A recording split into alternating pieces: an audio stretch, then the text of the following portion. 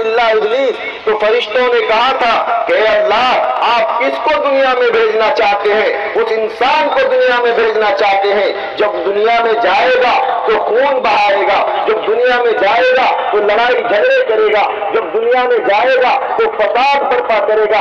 आखिर ऐसी मखलूक को पैदा करने की क्या जरूरत है? नहनु नुसब्बिहु बिहम्दिका व नुक़द्दिसु लक। ऐ अल्लाह, हम तो तेरी तस्बीह के लिए, हम तो तेरी इबादत के लिए, हम तो तेरी तक़दीस के लिए काफी है, फिर इस इंसान को पैदा करने की क्या जरूरत है? अल्लाह ने कहा इन्नी आलमु मा ला तालमून। फरिश्तों, जो मैं जानता हूं वो तुम नहीं जानते।